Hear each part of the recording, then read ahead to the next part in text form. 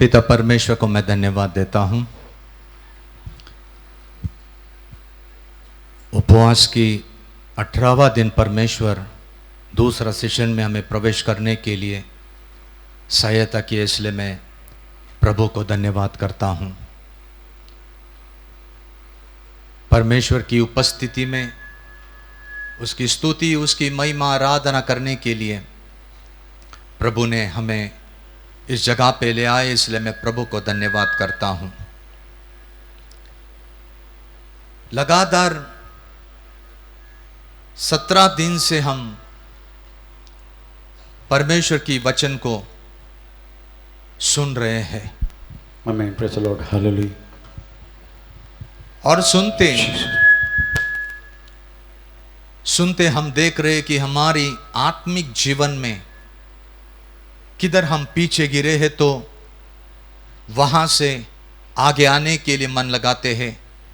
जहां पर हम गिरे हैं हम वहां से उठने के लिए कोशिश कर रहे हैं। हमने जो खोया उसको वापस हासिल करने के लिए इत्यादि ये 17 दिनों में हम कोशिश करें। परमेश्वर की वचन सुनते सुनते सुनते परमेश्वर की अभिषिक्त दासों के द्वारा वचन हमारे कानों में पढ़ने के द्वारा, मनों के द्वारा जाने के द्वारा हम परिशोधना करते करते करते करते हम इस स्थान पे आए। अभी कुछ ही समय है उपवास और प्रार्थना खत्म होने के लिए। पहले सप्ताह हम जिस जगह से गिरे थे, हमने क्या खोया, हमारे जीवन में क्या नुकसान हुआ, ये सारी पहला हफ्ता में पवित्र आत्मा ने वचनों के द्वारा हमारा मध्य प्रकट किया। दूसरा सप्ताह ये किस रीति से हासिल करना है, ये सारी बात पवित्र आत्मा ने वचनों के द्वारा अपना दास लोग का उपयोग किया।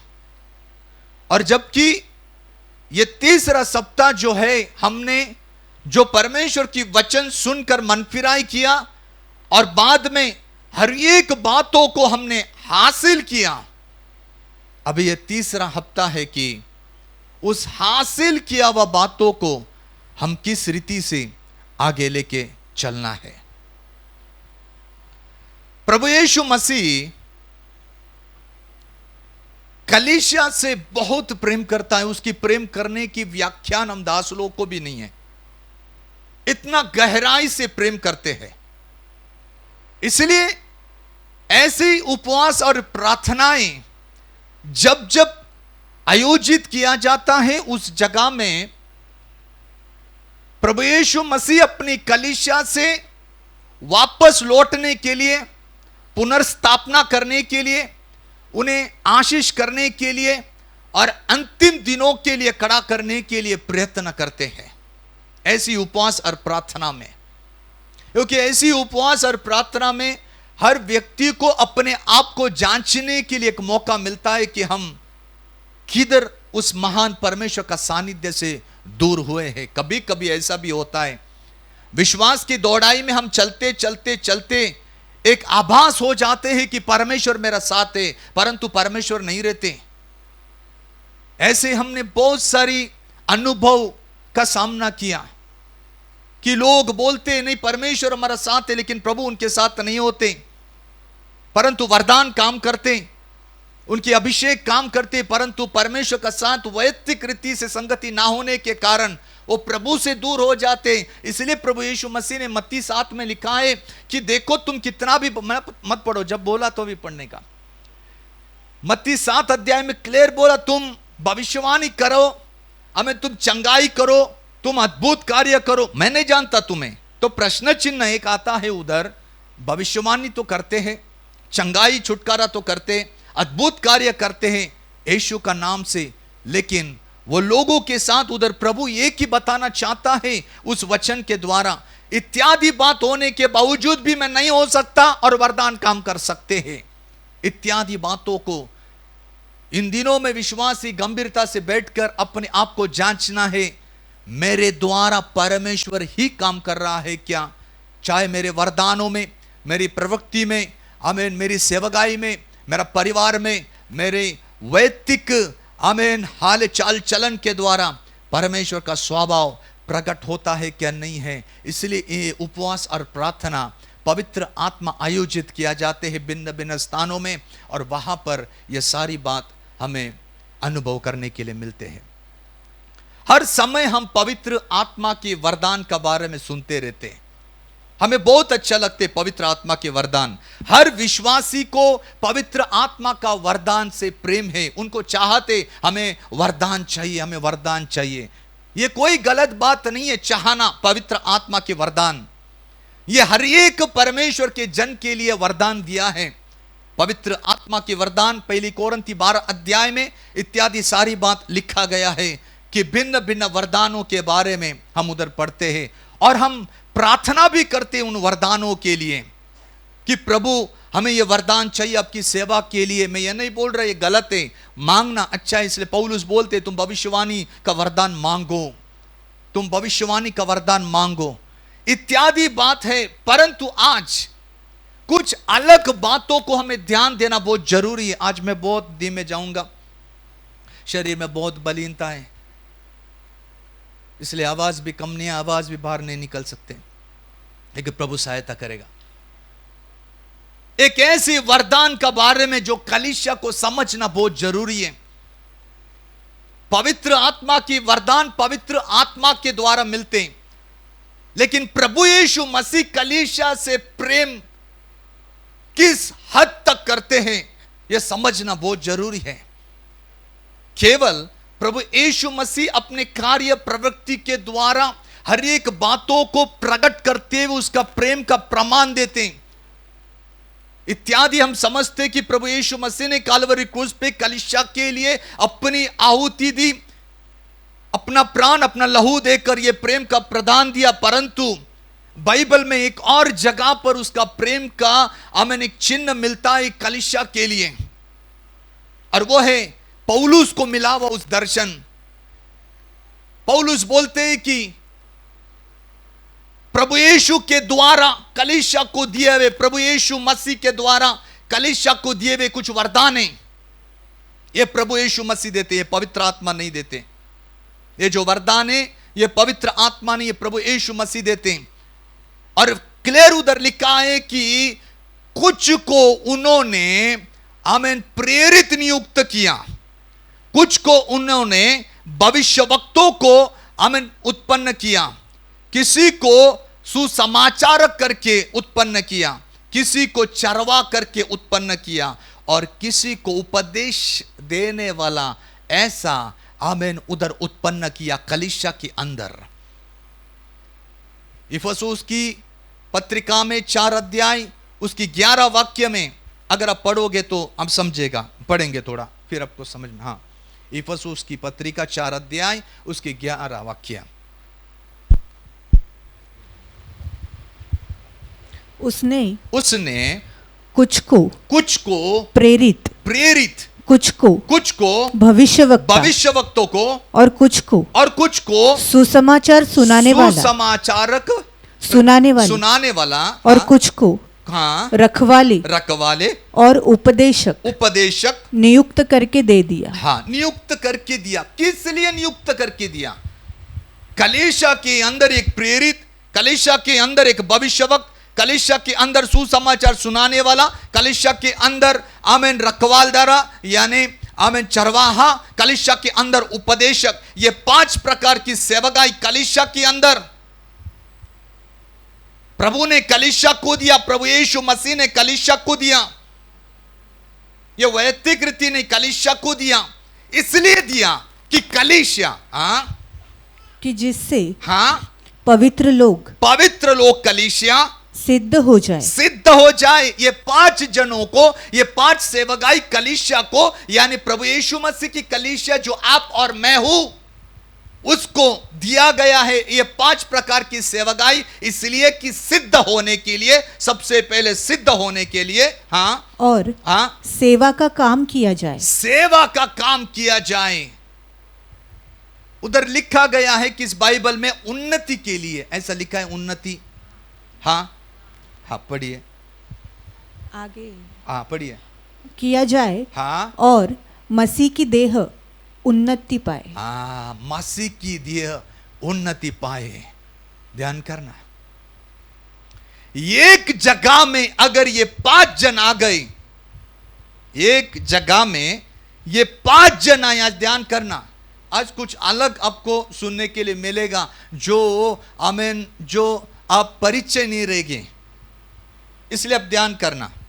इसी में उन्नति है, इसी में सिद्धता है, इसी में परमेश्वर की सेवा करने के लिए हमें मदद मिलते। ये 5 सेवकाई के लिए, ये 5 सेवकाई जब वास्तव में कलीसिया के अंदर, यानी मसीह, हम मसीह की कलीसिया, मसीह के लोग, हम यदि ये 5 लोग, ये 5 सेवकाई मसीह की कलीसिया की सेवा करेगा तो मसीह की कलीसिया उन्नति होगी, मसीह की कलीसिया सिद्धता में आ जाएगी, मसीह की कलीसिया सेवकाई में आमीन दौड़ना शुरू करेगी। आज यही कारण है हम उन्नति क्यों प्राप्त नहीं करते, हम ये 5 जन को नजरअंदाज करते हैं। हम वास्तव में क्यों सेवकाई में ज्यादा आगे दौड़ते नहीं है, हम 5 जनों को, ये 5 जन जो है उसको नजरअंदाज करते हैं। हम क्यों उन्नति प्राप्त नहीं करते, ये 5 जनों को हम निग्लेक्ट करते, हम नजरअंदाज करते। परंतु प्रभु यीशु ने अपनी कलीसिया, आमीन, अपनी कलीसिया को ये 5 इसलिए दे कि अपनी कलीसिया आमीन उन्नति की ओर जाए, प्रगति की ओर जाए, सेवकाई की ओर जाए, आमीन, एकदम सिद्धता की ओर जाए। ये 5 प्रकार की सेवा दी है। ये 5 प्रकार की सेवकाई अलग अलग है। पहले अगर आप देखोगे तो प्रेरित है, प्रेरित अपोस्टल्स। ये अपोस्टल की सेवा अगर आप देखोगे तो भविष्यवक्तों की सेवा से अलग है। अगर आप भविष्यवक्तों को अपोस्टल करके देखेगा कुछ नहीं होगा। अपोस्टल, उसकी सेवा भविष्यवक्तों की सेवा से अलग है। प्रेरित सेवा कलीसिया को स्थापित करता है। प्रेरित सेवा जो होती है कलीसिया में हर एक प्रकार की स्थापना, प्लानिंग इत्यादि सारी बात होती है। कलीसिया रूपांतरित करते करते करते जाते, कलीसिया को दृढ़ करते हैं और कलीसिया के अंदर आमीन प्राचीनों को, अध्यक्षों को नियुक्त करते हुए आमीन आमीन प्रेरित लोग वास्तव में कलीसिया से बाहर निकल जाते हैं, अपोस्टल। लेकिन दूसरा जो आप देखेगा भविष्यवक्त। भविष्यवक्त वास्तव में स्थापन करता नहीं है, कलीसिया बनाता नहीं है। भविष्यवक्त केवल परमेश्वर से जो मिला है व्यक्ति जन के लिए, देश के लिए, गांव के लिए, व्यक्ति के लिए, वो प्रकट करते रहता है, वो प्रकट करते रहता है। इसकी सेवा अलग है, परंतु वो चाहिए। कलीसिया के अंदर भविष्यवक्त होना जरूरी है, कलीसिया के अंदर अपोस्टल होना बहुत जरूरी है। तीसरा है कलीसिया के अंदर सुसमाचारक होना जरूरी है। केवल भविष्यवक्त नहीं, केवल अपोस्टल नहीं, सुसमाचारक भी देना बहुत जरूरी है, वो भी व्यक्ति होना चाहिए। उसके बाद आता है आमीन कलीसिया चलाने वाला पास्टर। अगर वो कलीसिया चलाने वाला पास्टर का आप आमीन जो स्वभाव देखोगे तो प्रेरित और भविष्यवक्त और सुसमाचार सुनाने वाला, ये तीनों से इसका स्वभाव अलग होगा, ये तीनों से अलग होगा।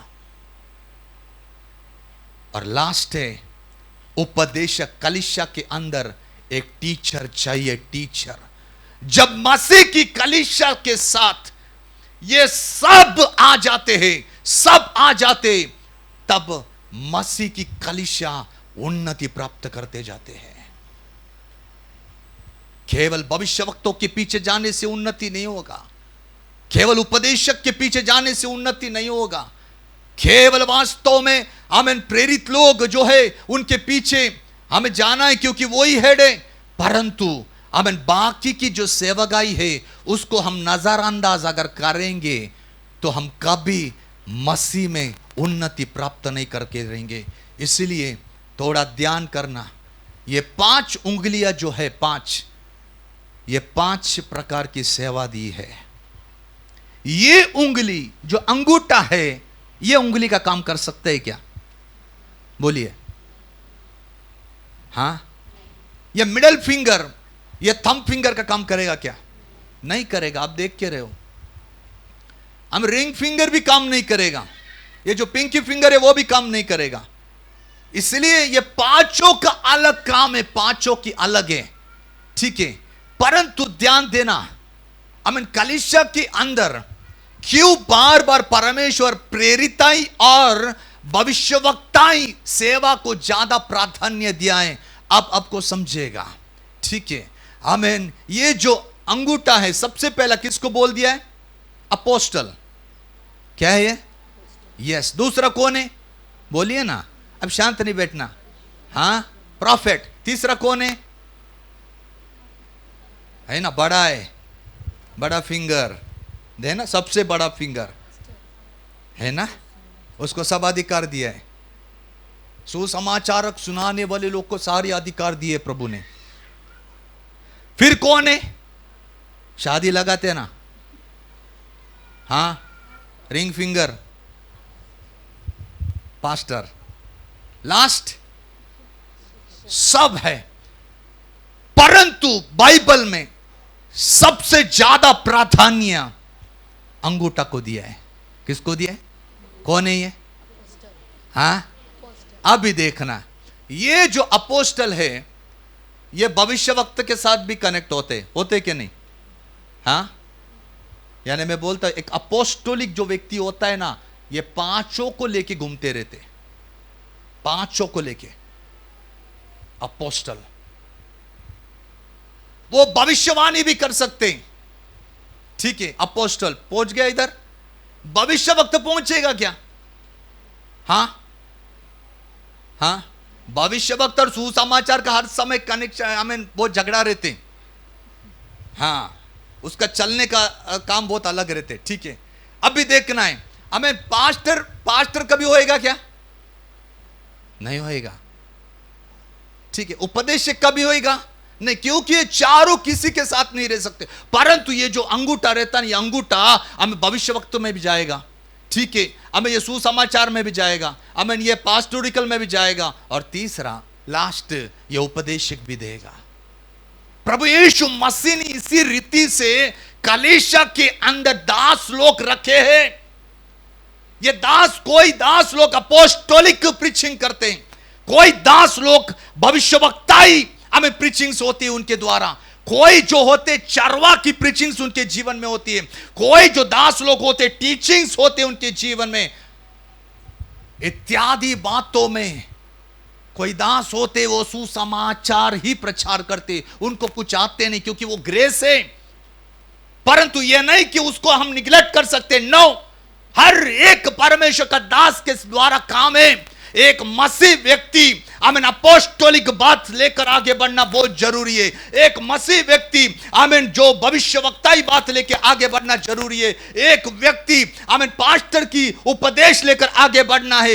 एक व्यक्ति हाल मसीह की कलीसिया जो होता है वो उपदेश लेते हुए आगे बढ़ना है। ये पांचों उपदेशों में जब तक कलीसिया आती नहीं है, आप और मैं, तब तक हम सिद्धता नहीं बन पाएंगे, तब तक उन्नति नहीं मिलेगी हमको, तब तक वास्तव में परमेश्वर की सेवा हम नहीं कर पाएंगे। करेंगे परंतु लड़खड़ा के द्वारा करेंगे। इसलिए प्रभु यीशु मसीह ने अपनी कलीसिया को, हम जानते हैं मेरी कलीसिया, मेरे जन जो है ना, जैसे मैं गया था इस धरती के ऊपर 33.5 साल में रहा ना, मैं जानता हूं ये जीवन में इस जग में कितनी कष्टताई है। मेरे लोग सही रीति से खड़ा रहने के लिए ये 5 जन उसके संग संग होना चाहिए। ये 5 जो है, ये 5 प्रकार के कृपा है। इसलिए प्रियो, ये पवित्र आत्मा आमीन हालेलुया के वरदान है, और ये प्रभु यीशु मसीह की कलीसिया को दिए हुए आमीन ये वरदान है। इसलिए तो इस स्थान में हर आपको ये कृपा को अनुभव करने के लिए मिलेगा। इसलिए आमीन हम बोल नहीं सकते हमें ये चाहिए, हमें वो चाहिए, नहीं। हर एक आमीन कृपा, हर एक दास के अंदर रहने वाला उस अभिषेक को हमें जरूरत है। क्योंकि जब तक वास्तव में वो कृपा हमारे जिंदगी में नहीं आएगा, तब तक हम मसीह के आमीन देह में कभी नहीं बढ़ पाएंगे। इसलिए प्रभु का सौभाग्य है ये जगह में ये पांचों कृपा एक साथ काम करते हैं ताकि आप और मैं उन्नति प्राप्त करें, मसीह की सेवा करें, मसीह की सिद्धता में चला जाए। यह पवित्र प्रभु यीशु मसीह ने कलीसिया को दिए हुए हमें वरदान। इसलिए प्रियो, कभी भी किसी दासों की जो आत्मा से है, अभिषेक के साथ चलते हैं, हमें उनकी अंदर रहने वाला उस कृपा कभी कभी अपने आप को बदलने के लिए कृपा देते हैं, अपने आप को। हालेलुया। मेरा एक स्वभाव था, बहुत गंदा स्वभाव है, मुझे बाहर निकालने के लिए कुछ ये नहीं है। मैं हर समय दासों को तोलता था, ये ऐसा, ये ऐसा, ये ऐसा बात करता है, ये ऐसा नहीं करने का, ये वैसा नहीं करने का, ये नहीं करने का, वो नहीं। एक दिन मैं प्रभु के चरणों में बैठने के समय प्रभु ने मुझसे बात किया, तू कौन है तोलने वाला? मैं ही दासों को गिराता हूं, मैं ही दासों को उठाता हूं, तुझे जो काम दिया है ना वही काम तू करना। बहुत गलत स्वभाव था मेरा ये। उस दिन से कोई दास को कुछ बोलता नहीं। एक बार फिर प्रभु को बोलते, प्रभु आपके हाथों में उसको सौंप देता हूं मैं, क्योंकि कलीसिया इनके द्वारा आप और मैं, आमीन, एकदम तंदुरुस्त अवस्था में चलने वाला बात लिखा है। कुछ ही समय अब हमारे पास बचा है, हमने बहुत सारी बात प्राप्त किया है। 18वां दिन है उपवास का। हर बातों के लिए हमने एक एक बातों को प्रार्थना करके प्राप्त किया है। बहुत सारे लोग अभी तैयार है कि ये 3 दिन उपवास और प्रार्थना का बाद मैं आमीन अपनी अपनी जगह पर जाके प्रभु ने मुझे दिया हुआ उस बातों को आमीन मैं उपयोग करूंगा। भलाई की आमीन कृपा है, हमें वरदान दिया है प्रभु ने, जो खोया आमीन, जो खोया मुझे मिला सब कुछ, अब मैं आमीन करने के लिए मैं अभी तैयार हूं। अच्छी बात है, परंतु एक बात ध्यान करना, कल हमने प्रभु के दासों के द्वारा कुछ बात सीखने के लिए मिला, और वो बात था शत्रु। मैं अभी टॉपिक के ऊपर आ रहा हूं। हम 21 दिन ये जगह पर बैठ रहे हैं, आराधना कर रहे, प्रार्थना कर रहे, परमेश्वर की महिमा करे, परमेश्वर से प्राप्त करे अभिषेक, वरदान, अधिकार इत्यादि सारी बातों को हम प्राप्त करके तैयार है अब जाने के लिए। परंतु कभी सोचा है क्या, मैं अगर एक काम नहीं करूंगा तो खोया हुआ जो मैंने पाया है और जो पाया जो खोया है वो तुरंत हो जाएगा। यह भी आज समझना है। हमने कुछ प्रभु का सानिध्य में पाया है तो उसको वास्तव में हमें समझना है कि जब हम इस जगह से हम निकल जाएंगे तो उस जगह में जिस जगह पर हम काम कर रहे उधर अनेक शत्रु है जो हमारा सामना करने के लिए तैयार है। वो लोग चुप नहीं बैठेंगे। अब अभिषेक के साथ यहां से चले जाने के बाद वो हमें चुप नहीं बैठेगा, वो हमारे ऊपर आक्रमण जरूर करेगा। इसलिए प्रियो, हमें सतर्क रहना बहुत जरूरी है। जो कुछ मिला है हमको, हमें जो कुछ पाया है प्रभु का सानिध्य से, वो दुष्ट उसको निकालने के लिए, वो दुष्ट उसको हमें नाश करने के लिए, तहस नहस करने के लिए वो प्रयत्न जरूर करेगा। वो जरूर करेगा प्रयत्न। नाहुम की 2 अध्याय की 1 वाक्य में पढ़िए मत, एक भविष्यवाणी नाहुम दे रहा है। देखो सत्यानाश करने वाला निकल चुका है, निकल चुका है, सत्यानाश करने वाला निकल चुका है। निनवे के असुर राजा की ओर यह भविष्यवाणी है, निकल गया है। इसलिए वो बोल रहे, देखो तुम्हारे गढ़ों को दृढ़ करो, तुम्हारे गढ़ों को दृढ़ करो, तुम्हारा मार्गों को सीधा करो और तुम अपना बलों को बढ़ा दो, क्योंकि शत्रु तुम्हारा सामने आ रहा है। इसलिए प्रियो, बाबिलोन का राजा नेबुकदनेस्सर आने का संभावना, आमीन, नाहूम भविष्य वक्त वास्तव में भविष्यवाणी कर रहा है। लेकिन वो लोग जागृत नहीं रहे, वो लोग खत्म हो गए। बाबिलोन का राजा नेबुकदनेस्सर ने वास्तव में उनके ऊपर चढ़ाई की, एक सत्यानाश करने वाला निकल गया है। क्यों? वो क्यों निकाला? प्रभु के वचन में लिखा है, हमें चोर आता है चोरी करने के लिए। क्या करने के लिए? यस, चोर किस लिए आता है? चोरी करने के लिए। दूसरा उधर लिखा है क्या करने के लिए? हाँ, घात करने के लिए। तीसरा नाश। ये तीन बात है शत्रु के। एक चोरी करता है, क्या चोरी करेगा वो? यस, वो हमने पाया हुआ उस सानिध्य, वो पाया हुआ अभिषेक, वो पाया हुआ परमेश्वर की हमें सानिध्य को वो चोरी कर देगा। वो हम देखने वाले कि हम कैसे सानिध्य चला जाते। दूसरा, वो निकलने के बाद वास्तव में वो घात करते, सारा कपड़ा निकल, उद्धार का कपड़ा, हमें जो कुछ हमने पवित्रता किया वो खत्म, हमें पूरा हमें हमको मरा हुआ अवस्था में कर देते, आखिरी में नाश करते वो। फिर दूसरा 21 डेज फास्टिंग की बातों को ध्यान करने के लिए कोशिश हो जाते हैं। इसलिए नाहूम बोलते हैं, हे सावधान रहो, हे सावधान रहो, हे सावधान रहो। परंतु हमें निनवे के लोग, असुर राजा हमें सावधान नहीं रहा। उनको नाश करने वाला बाबुलोन का राजा नेबुकदनेस्सर, उसका बेटा, उसका नाम था बेलशस्सर।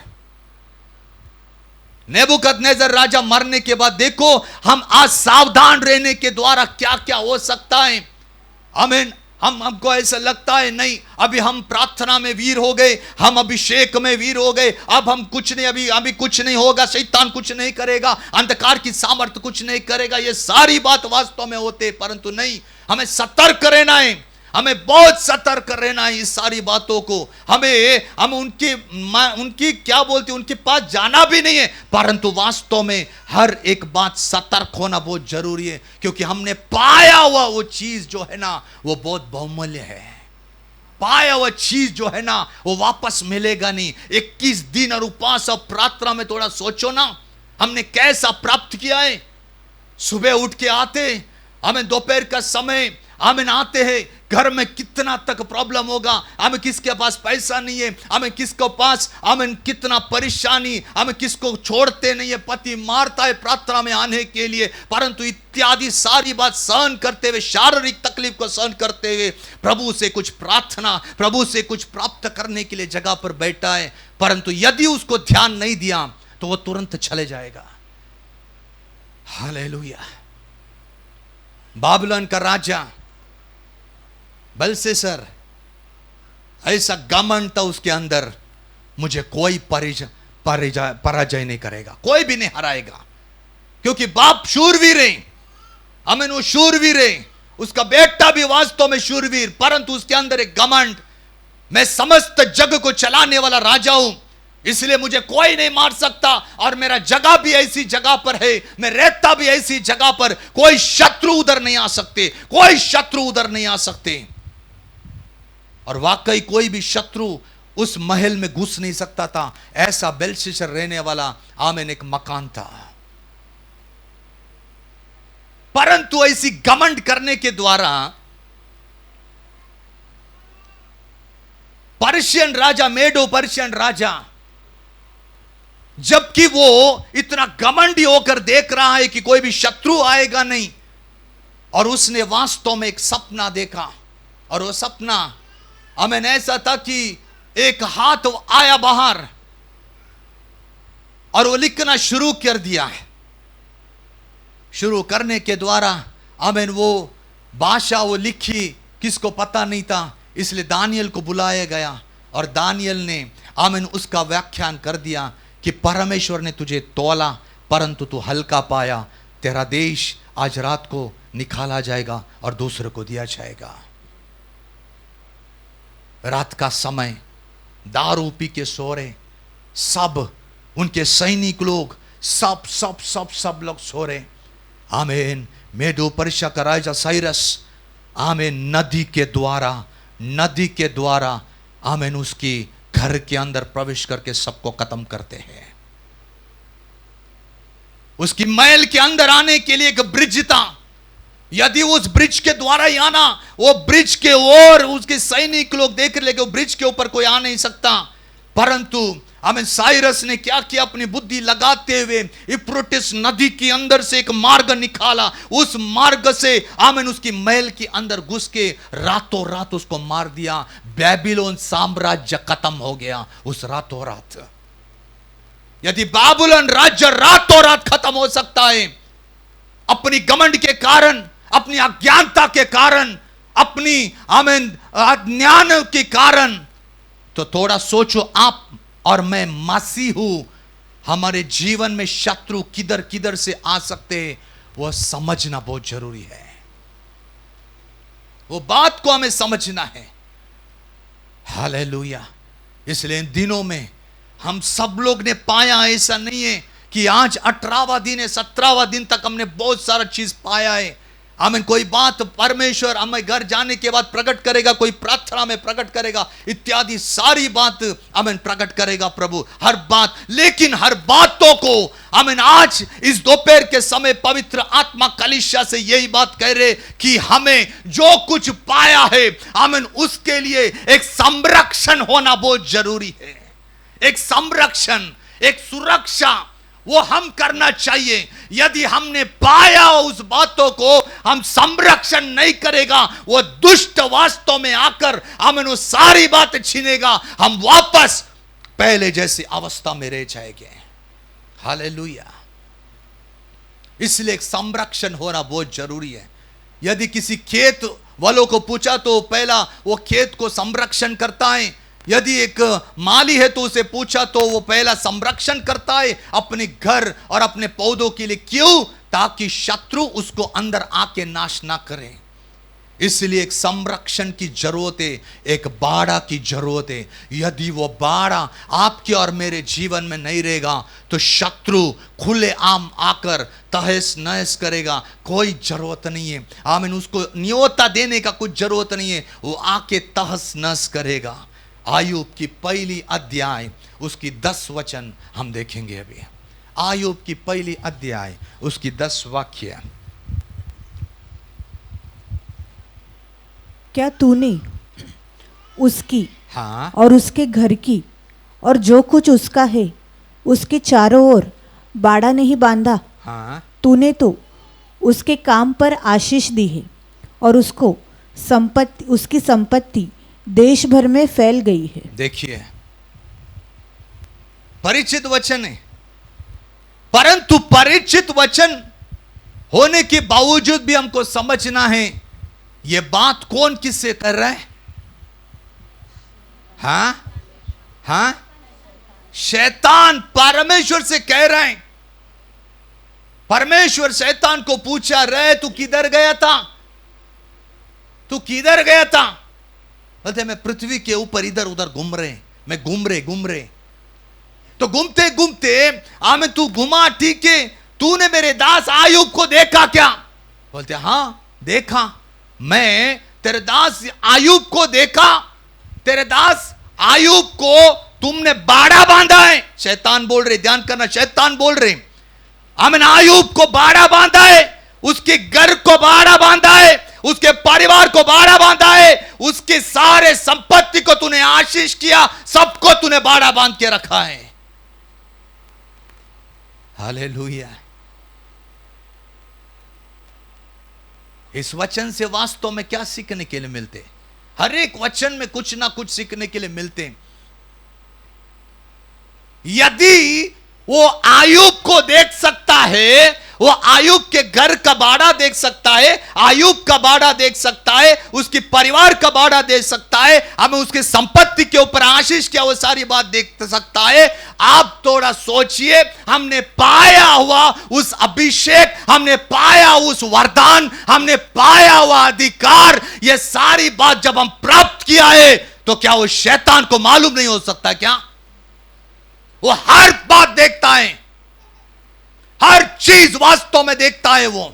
मैं शैतान की महिमा नहीं कर रहा हूं, मैं शैतान को ज्यादा प्रायोरिटी नहीं दे रहा हूं, परंतु हमें परमेश्वर की जन जानना बहुत जरूरी है। उसकी युक्ति क्या है वो जानना बहुत जरूरी है। हालेलुया।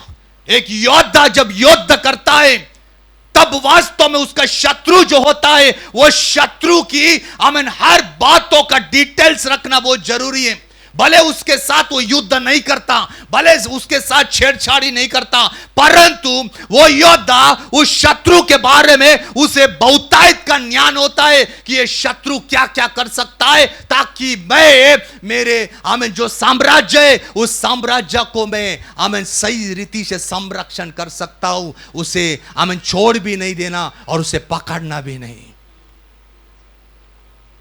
शैतान हालेलुया सब देख रहा है, वो उसका काम ही है छीनना, उसका काम है परमेश्वर की कलीसिया को जो प्राप्त किए उस बातों को छीन कर उसे वापस उस अवस्था में ये करना। थोड़ा सोचिए, कभी शैतान परमेश्वर से लड़ाई किया कि अभी तक? नहीं किया हो, परंतु उसको पता है परमेश्वर का साथ मेरे से कुछ नहीं होगा, मुझे मरना है। परंतु यस, प्रभु यीशु मसीह की कलीसिया जिसको 5 वरदान दिए हैं, वो 5 वरदान के द्वारा कलीसिया को मजबूत करते, एकदम मजबूत करते। ये एक व्यक्ति वास्तव में जब मजबूत होते तो मेरे राज्य को नुकसान गिर जाते, इसलिए वो क्या करते? वो मसीह जन के साथ खिलवाड़ करते, वो मसीह के विरुद्ध खड़े रहते। जो मसीह की कलीसिया है उसके साथ वो आक्रमण करते, ताकि सब कुछ वास्तव में निकालते हुए उसको पता है ये कमजोर है, उसको पता है ये गिर सकता है, इसलिए वो दिन रात प्रयास करते रहते हैं, दिन रात प्रयास करते हैं। हालेलुया। थोड़ा सोचिए, शैतान स्वर्ग में जाते हैं परंतु कलीसिया के अंदर शैतान काम करते हैं क्या?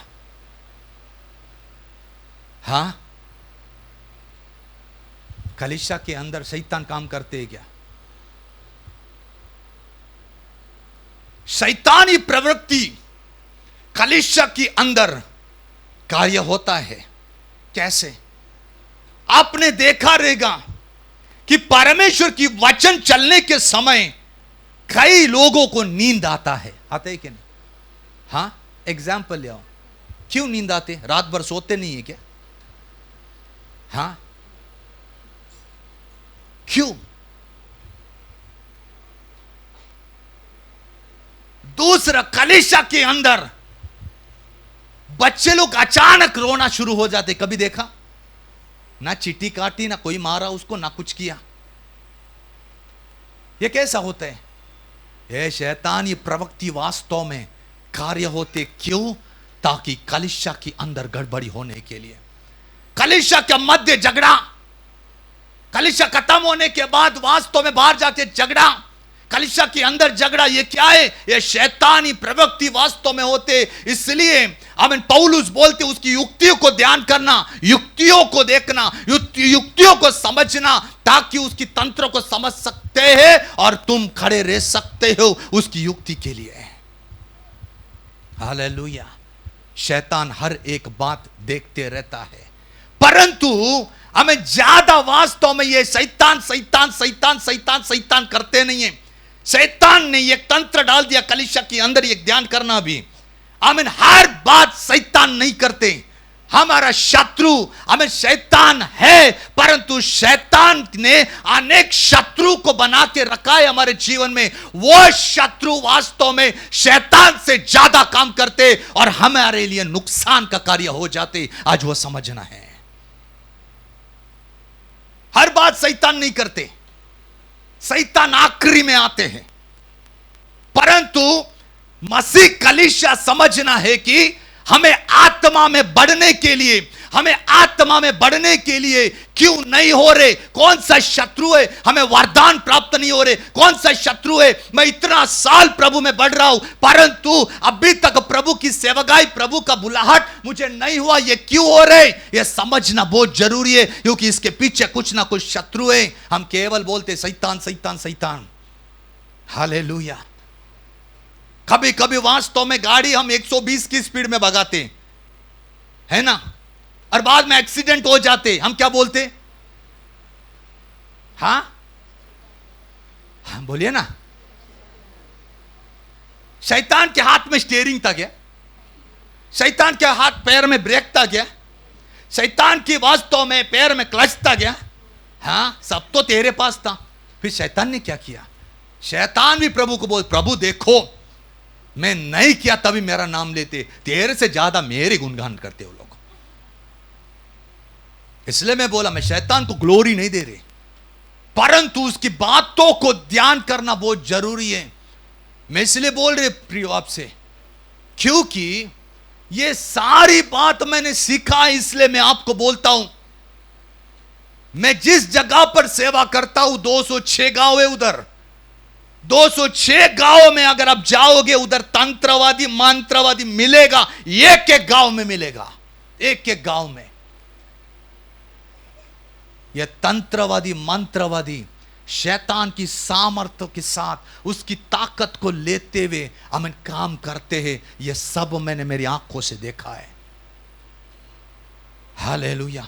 मैंने देखा है बहुत सारे दास लोग को खड़े हुए परंतु अपनी सेवकाई की अंजाम नहीं दिया। आमीन। मैंने देखा विश्वासी उठते हुए परंतु आमीन प्रभु का साथ साथ चलने के लिए आमीन उनको हुआ नहीं। आमीन। कलीसिया में आमीन जन्म तो लिया परंतु आत्मा में मर गए। ये सारी बात अंधकार की सामर्थ्य और सत्ताएं आमीन एक व्यक्ति के जीवन में जब काम करते तब वह शैतान की युक्ति से परे रहता है। इसलिए आज हमें समझना है हमारी आत्मा का शत्रु कौन है। यस, शैतान तो है परंतु उस बातों को ध्यान नहीं देना। आमीन। उसकी युक्ति को ध्यान देना, वो क्या कर सकता है बस। परंतु एक ऐसा शत्रु है जो आप और मैं दिन रात लेके घूमते। आज उस शत्रु को देखना है। वही शत्रु हानिकारक है, वही सत्यानाश करने वाला है, वही हमारा सत्यानाश करने वाला है। और सबसे पहला शत्रु जो हमारे साथ रहता है वो है अज्ञानता। अज्ञानता, इग्नोरेंस। क्या है वो? क्या है? हाँ, इंग्लिश में उसको इग्नोरेंस बोला है परंतु हिंदी में अज्ञानता। यदि अज्ञानता का बारे में आपको सुनना है तो ओशाया मुझे लगता है 4 अध्याय उसका 6 वाक्य में लिखा रहेगा। अज्ञानता का कारण मेरे लोग नाश में जा रहे। हाँ, मेरे हाँ, ज्ञान के न होने से, मेरे ज्ञान के ना होने से मेरी प्रजा नष्ट हो गई। हाँ, क्या हो रही है? नष्ट। मेरी ज्ञान ना होने के कारण, मेरा नॉलेज ना होने के कारण क्या हो रहा है? मेरी लोग क्या हो रहे? नष्ट। नाश में हो रहे। इसलिए वास्तव में हमें ज्ञान होना बहुत जरूरी है। इसलिए जो ये 5 सेवकाई आपका सामने रखा गया है, हमें प्रेरित सेवा में से जो ज्ञान मिलता है हमें ज्ञान होना चाहिए। प्रेरित सेवकाई में से क्या मिलता है? हमें ज्ञान होना है। भविष्यवक्ताई सेवकाई से हमें क्या मिलता है? केवल प्रेरिताई नहीं, हमें भविष्यवक्ताई हमें उद्देश्य से भी ज्ञान होना जरूरी है। हमें चरवा जो रखा गया है उससे भी जो ज्ञान मिलता है वो हमें समझना है। और चौथा जो सुसमाचारक है उससे जो ज्ञान मिलता है उसके द्वारा भी, और आखिरी जो उपदेशक है वो उपदेश जो सिखाने वाला उससे मिलने वाला ज्ञान के द्वारा भी हमें परिपूर्ण होना है, नहीं तो हम नाश में जाएंगे। मुझे कोई दुख नहीं लगता, हम नाश में चले जाएंगे यदि ये 5 उपदेशों के द्वारा हमारे जीवन में हम समझने के लिए मौका नहीं मिला। हमारी आध्यात्मिक जीवन एक फेलियर बनेगी, एक फेलियर। बाइबल में अगर आप देखोगे आमीन प्रेरितों की किताब में 19 अध्याय में उधर वास्तव में एक चर्चा हो रहा है। आमीन, एक चर्चा। आमीन, प्रेरित हम उसकी 19 अध्याय उसका 1-2 वचन। हाँ, जब अपुल्लोस हाँ, कुरिन्थिस में था हाँ, तो पौलुस ऊपर के सारे प्रदेश से होकर इफिसुस में आया। हाँ, वहाँ कुछ चेलों को देखकर उनसे कहा, क्या तुमने विश्वास करते समय पवित्र आत्मा पाया? हाँ, उन्होंने उससे कहा, हमने तो पवित्र आत्मा की चर्चा भी नहीं सुनी। हाँ, देखिए उधर क्या हो रहे। पौलुस एक झुंड से मिल रहे, वो झुंड वास्तव में आदान प्रदान कर रहे उधर, मसीह होने का आदान प्रदान। परंतु जब पवित्र आत्मा की बात निकली पवित्र आत्मा की बात निकली, उधर की जो एक झुंड था वो झुंड बोल रहे हमने सुना भी नहीं पवित्र आत्मा। क्या नहीं किया? हाँ, सुना भी नहीं। क्योंकि वो किसके चेले थे? यूहन्ना बपतिस्मा के चेले। यूहन्ना बपतिस्मा का चेले बोला तो साधारण नहीं। यूहन्ना बपतिस्मा का चरित्र जब देखा तो हमें उसका मुंह से निकलने वाला वचन बहुत भयानक है, उसका शब्द बहुत भयानक है। थोड़ा सोचो फिर उसका शिष्य लोग कैसे रहेंगे। वो शिष्य जिनको चलाने वाला दास आमीन मनफिराई बपतिस्मा हमें इत्यादि यहोवा का बपतिस्मा देने के समय इत्यादि होने के बाद वो चेले लोग बोल रहे हमें पवित्र आत्मा का बात हमको मालूम भी नहीं है, पवित्र आत्मा क्या है। कितना अज्ञानी व्यक्ति बने वो लोग, कितना अज्ञानी।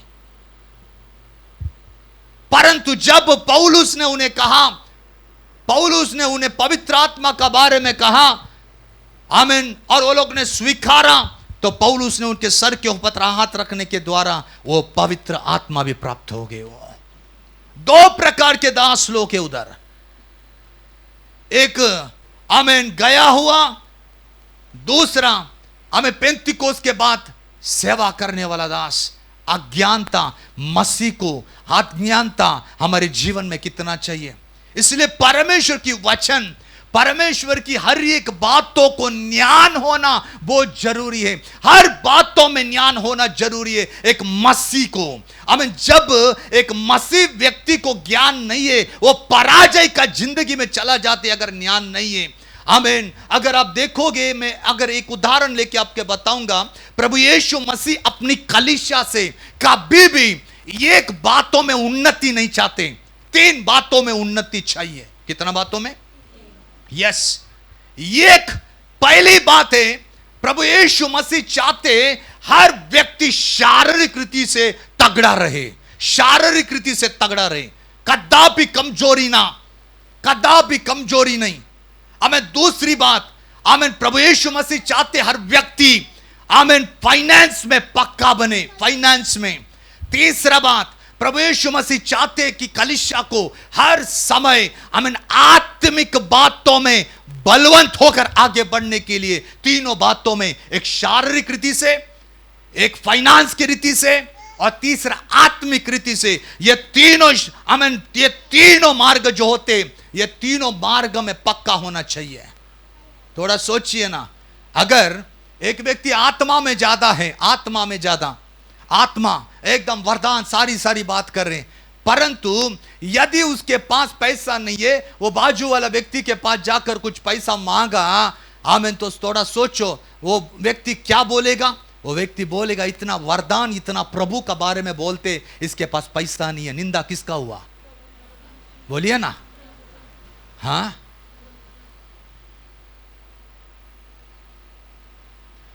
इसलिए प्रभु नहीं चाहते। परंतु मत्ती की किताब में लिखा है, पढ़िए मत, आओ मेरे पास और मेरे से सीखो करके बोला। आओ मेरे पास और सीखो। क्या सीखो? इस शारीरिक दशा से हमें, तुम्हें यदि देने वाली बात है तो तुम प्रभु को देने के लिए सीखो। पहला ज्ञान होना चाहिए। यदि हमें फाइनेंस में हमको बढ़ना है तो हमें देने का विषय में पक्का होना बहुत जरूरी है, तब फाइनेंस में हम बढ़ेंगे। यदि प्रभु को नहीं दे रहे, प्रभु को नहीं दे रहे, प्रभु को नहीं दे रहे, प्रभु को नहीं दे रहे, तो क्या प्रभु हमें आमीन उस फाइनेंस से बाहर निकालेगा क्या? थोड़ा सोचिए। प्रभु बोल रहे मेरे पास और सीखो। मेरी अंदर की रोग चंगा नहीं हो रहे, मेरी अंदर की रोग चंगा नहीं, उपवास कर रहे, मैं प्रार्थना कर रहा हूं, दास लोग प्रार्थना कर रहे, लेकिन चंगाई क्यों नहीं मिल रही? अरे चंगाई इसलिए नहीं मिल रही क्योंकि तू अपने पापों को कबूल नहीं किया। तू दासों के पास जाकर प्रार्थना करवाते।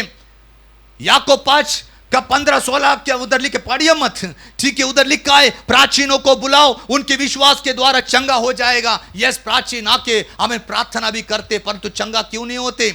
और चंगा भी हुए तो हमें कुछ समय के लिए चंगा हो जाते, उसके बाद चंगा नहीं होते। क्योंकि लिखा गया है जब तक तुम अपने पाप एक दूसरों को कबूल नहीं करेंगे, आमीन, तब तक परमेश्वर वास्तव में तुम्हें चंगाई नहीं देगा। ये परमेश्वर की एक एक बातें, एक विश्वासी को वास्तव में हर बातों में बढ़ने के लिए ज्ञान की जरूरत है, परंतु उधर लिखा है अज्ञानता के कारण मेरे लोग नाश में जा रहे। उनको नॉलेज नहीं, उनको ज्ञान नहीं है, उनको मालूम नहीं है, इसलिए वो वास्तव में नाश में जल रहे। इसलिए उनको नॉलेज रहना बहुत जरूरी है। हालेलुया। आत्मिक विषय में अगर तगड़ा होना है, आमीन, हालेलुया, प्रभु एक ही बात बोलते, आमीन, तुम मेरी चरणों में आकर बैठना है, मेरे चरणों के पास आके बैठना। आत्मा का विषय में एक मन एक चित होकर जब तक हम प्रभु का सानिध्य में नहीं आते तब तक कुछ नहीं होगा। हम कितना तक प्रभु को बोलेंगे, प्रभु मुझे आशीष कर, मुझे सेवा दे, सेवा दे, सेवा दे, परंतु जब तक तू सही रीति से प्रभु के चरणों में नहीं बैठेगा, सेवा बिल्कुल नहीं होगा। ये 3 माध्यम से प्रभु लोगों को सिखाना चाहते। मैं 3 बात तो आपको बोला, परंतु एक एक बात है ऐसा, उससे हम हमारी कष्टता को, हमारी परिस्थिति को बाहर निकालना है। परंतु एक ही, हमें ज्ञान होना बहुत जरूरी है। इसलिए सबसे पहला शत्रु जो है अज्ञानता है, अज्ञानता। हालेलुया। इसलिए इधर चलने वाला हर एक बात आपको पता चलेगा हम किस जगह में फेल हो गए, और फेल होकर वापस उस जगह में आने के लिए हमें कौन सा कार्य करना है। हमारे पास वो आमीन हथियार भी आ गया है। इसलिए इस जगह पर चलने वाला हर एक प्रचार को ध्यान में रखते हुए, हर एक वचन को मध्यस्थ करते हुए आगे बढ़ते चलने वाला उस व्यक्ति का जीवन में जो कमी है, जो खाली है, वो हर एक बात आमीन परमेश्वर वास्तव में आमीन दूर करना शुरू कर देगा। अज्ञानता, अज्ञानता। इसलिए प्रभु से प्रार्थना करो, प्रभु यह अज्ञानता की बात निकालते हुए, पिता परमेश्वर पवित्र आत्मा, अब ज्ञान की आत्मा है, मुझे ज्ञान से भर दीजिए, मुझे ज्ञान से भर दीजिए। वो ज्ञान वास्तव में किताबों में नहीं मिलेगा, वो ज्ञान पढ़ाई करके नहीं मिलेगा। वो ज्ञान तुमको देने वाला एक ही व्यक्ति है, वो है पवित्र आत्मा। ज्ञान का भंडार, हमें ज्ञान देने वाला पवित्र आत्मा। जब तक हम उस पवित्र आत्मा का सानिध्य में नहीं आते, हे पवित्र आत्मा मुझे उस ज्ञान चाहिए, मुझे ज्ञान चाहिए, मुझे मसीह का जैसा हमें बढ़ना है इत्यादि, जब तक आप मैं और प्रार्थना नहीं करते, वो ज्ञान का आत्मा वास्तव में हमें नहीं मिलेगा। ये पहला शत्रु है। शैतान तो दूर है, क्योंकि शैतान को पता है यदि इनको वचन पता नहीं है ये लोग भटक जाएंगे। यदि ये लोग ज्ञानी नहीं है, ज्ञान नहीं है इनको, ये आराम से नाश हो जाएंगे। इसलिए सबसे पहला शत्रु आमीन हालेलुया अज्ञानता है। दूसरा शत्रु अगर देखा जाएगा तो वो है आलस। क्या है क्या नहीं? आलस। अभी ये आलस में वो बात नहीं कर रहा हूं, आप सोने वाला बात, ठीक है? ये आलस में कौन सा बात करो, ध्यान करना। जब परमेश्वर की वचन जब आप 21 दिन सुनते हैं, वो समय वास्तव में यह समय नहीं अपने बच्चों लोग के साथ खेलना, यह समय नहीं है कि सोना।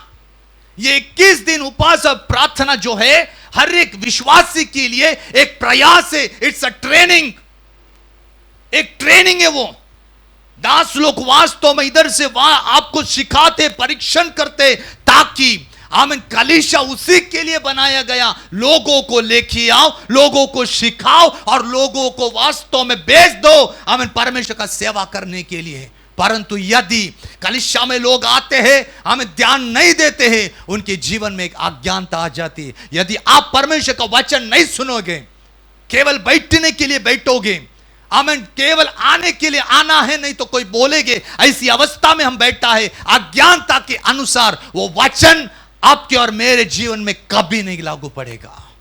यह सबसे पहला अज्ञानता है। इसलिए जब आप इधर आएगा तो एक ही प्रभु, आप मुझसे बातें करना, आप मुझसे बातें करना। यदि मूसा को अगर मूसा के नियमों को अगर पढ़ा जाए, मूसा के नियमों को, तो प्रचार करने के समय या उस समय वचन जब सुनाया जाता था, यदि एक व्यक्ति वो प्रचार में अगर सो जाता है, ध्यान करना भी, क्यों मैं ज्यादा इधर जोर लगाता हूं, सो जाता है या वचन के बीच में गड़बड़ी करता है, तो प्राचीन लोग जो उनके साथ थे वो देखते थे, डिस्टर्ब नहीं करते थे। हम दास लोग जैसे बोलते ना, ऐ सोने का नहीं, ऐ उठो, ऐसा ऐसा कुछ नहीं बोलते, रहने दो, वचन चलने दो। वचन चलते गया, चलने के बाद वास्तव में हमें उस व्यक्ति के पास जाते, ब्रदर चलो छावनी के बाहर जाते। किधर जाते? छावनी के बाहर, काहे के लिए? सोने के लिए नहीं, छावनी के बाहर जाएंगे, छावनी के बाहर उसे खड़ा करेंगे, सब लोग पत्थर लेंगे, और जब तक वो व्यक्ति मरता नहीं है तब तक पत्थर से मारेंगे उसे। इतना वचन को श्रेष्ठता के रूप में आमीन खड़ा करते थे वो लोग। वो लोग बोलते, सिनाई पर्वत में हमारा बाप दादा से जब लोग आमीन परमेश्वर बात करने के समय हमारा बाप दादा तर तर कांप रहा था उस वचन के सामने, और तुम सोता है, तुम वचन को ध्यान नहीं देते, वचन को श्रद्धा नहीं देते। आमीन, ये सजा जो लिखा गया है वो सजा सुनाया जाते थे। हम तो नया भक्त लोग हैं, ऐसा नहीं है, क्योंकि कृपा का समय दिया है हम पर, कृपा है, हम कुछ भी करें, परंतु ध्यान में रखना, आमीन, ऐसा वो समय में मारा जाता था, आज भी मारा जा रहे, आज मार रहा है, दुष्ट मार रहा है हमको। हमें जो वचन हमारे पास आ रहे उस वचन को छीन जा रहा है। इसलिए जब हम इधर बैठे हमें एक ध्यान करना है, हमें ज्ञान को प्राप्त करते रहे, ज्ञान को प्राप्त करते रहे। यह सबसे दूसरा पॉइंट है, आलस। अभी आलस इसलिए बोला गया है कि जब भी परमेश्वर की वचन हमारे जीवन में आते हैं तो कोई कोई व्यक्ति वास्तव में बहुत आलसी बनते उस वचन के द्वारा जीने के लिए, उस वचन के द्वारा रहने के लिए। यदि वचन उनको कहता है कि तुम इस रीति से करना है, आमीन, वो आलसी बन जाते, यस अभी नहीं करूंगा, मैं बाद में करूंगा। कब करूंगा मैं? ऐसा लिखा है, मैं तेरी वचन को मानने के लिए हमें स्फूर्ति के साथ में काम किया। भजन संहिता 119:60। मैंने हाँ, तेरी आज्ञाओं को मानने में मैंने तेरी आज्ञाओं को मानने के लिए विलंब नहीं, हाँ, फुर्ती की है। क्या की? यस, मैंने जल्दी किया। जैसा प्रभु तेरी वचन को मैंने सुना, प्रभु मैंने विलंब नहीं करेगा, मैं कल करेगा, मैं परसों करेगा। यस प्रभु, जो आज तुमने बोला प्रभु, मैं उसी वचन के द्वारा प्रभु मैं आज कर रहा हूं, आज सभा को मैं पूछ रहा हूं, क्या सुनाया उस वचन को हम वास्तव में आमीन हालेलुया अपनी जिंदगी में करने के लिए स्फूर्ति से मन लगाते हैं क्या? हालेलुया। जो वचन सुनाया जाते हैं वो वचन हमारी जिंदगी में प्रयास अभ्यास करने के लिए, यदि हम आलसी बने तो वो शत्रु है हमारा, एक शत्रु। देखिए शत्रु, शैतान तो दूर है परंतु ये शत्रु है। इसलिए तो आज हमारी ऐसी अवस्था है। यदि हमें करने के लिए बोला तो करना है, तुरंत हमें करना है, तुरंत जैसे वचन आया उस वचन के द्वारा तुरंत हमको करना है। और इसके लिए प्रयास है कि जब हमें प्रचार होता है या जब हम वचन पढ़ते हैं तो उस वचन को वास्तव में हमें अभ्यास करना बहुत जरूरी है कि हमने सुनाया उस वचन दास के द्वारा, वीडियो के द्वारा, हमें जब हम बाइबल खोलते, हम पढ़ते, हम वहां से वास्तव में हर बात को मानते हैं, वह समय रहता है कि हम उस वचन को मानने वाले बनते हैं। यही हमारा प्रॉब्लम है। तुरंत नहीं करते हम जब समय आते हैं तब हम काम करेंगे, समय आने के बाद। इसलिए तो बोल रहे नाऊम सत्यानाश करने वाला निकल चुका है रे, परंतु ध्यान नहीं है मेरे जिंदगी में। मैं वचन को हमें जल्दी स्फूर्ति के साथ में हमें नहीं काम कर रहा हूं। आमीन, हालेलुया। तो आमीन, एक शत्रु है। तीसरा शत्रु, यह तीसरा शत्रु है परमेश्वर की रणनीति का। आमीन, जो रणनीति है वो रणनीति का आभास। अब रणनीति का आभास ध्यान करना। ये चीज यदि मुझे करना है तो प्रभु उसको बोलते उसके अनुसार करना। हमें सब पता है, हमें पता है कि हम किस रीति से मसीह में बढ़ना है। हमें पता है कि हम पवित्र आत्मा की सामर्थ्य कैसे प्राप्त करें। हमें पता है हम फाइनेंस में कैसे जाए। हमें पता है हर बातों को ज्ञान है, परंतु वह ज्ञान किस काम का जो ज्ञान उपयोग नहीं कर सकते हम। वो ज्ञान यदि हमें सिखाया जाता है तो उस वचन हमारे जिंदगी में काम करना बहुत जरूरी है। हम प्रयास करना जरूरी है। सुनाया उस वचन को अपना जिंदगी में इंप्लीमेंट करते हुए आगे बढ़ने के लिए हम मन लगाना चाहिए। यदि वो रणनीति आपके पास और मेरे पास नहीं है तो कुछ फायदा नहीं है। यदि यरीहो का दीवार तोड़ना है तो यरीहो का दीवार तोड़ने के लिए प्रार्थना काम नहीं आती है।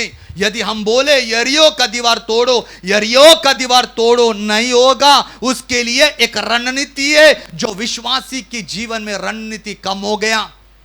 रणनीति, प्रभु बोलने वाला उद्देश्य, उस उद्देश्य के द्वारा आपको और मुझे जीना है। आमीन, उस यरीहो का दीवार तोड़ने के लिए एक उद्देश्य दिया, एक रणनीति दिया। आमीन, हालेलुया। 6 दिन, आमीन, 6 चक्कर, 7 दिन 7 चक्कर। आमीन, रणनीति था, रणनीति था। लड़ाई जीतने से पहले आमीन, यह रणनीति वास्तव में आमीन योशुआ को परमेश्वर ने दिया। लाल समंदर जब सामने आने के बाद आमीन प्रार्थना करने के लिए परमेश्वर ने नहीं कहा रणनीति। क्या लिखा है?